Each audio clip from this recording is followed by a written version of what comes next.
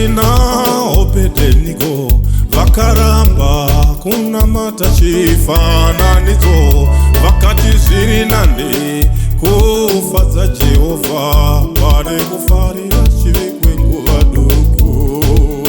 Shadraki, Mesheki na Abednego vakaramba kunamata chifananidzo, vakati zviri nani kufadza Jehovha pane kufarira chivi kwenguva duku. Vakarurama ivo,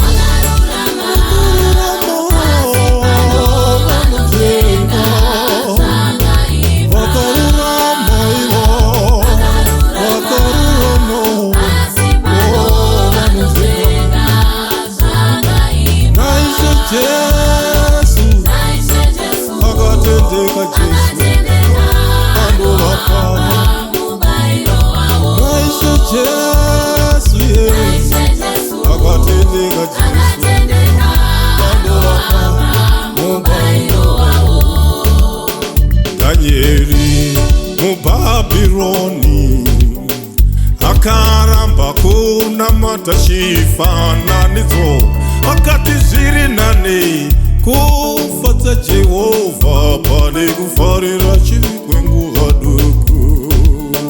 Danieli muBhabhironi akaramba kunamata chifananidzo, akati zviri nani kufadza Jehovha pane kufarira chivi kwenguva duku. Vakarurama ivo,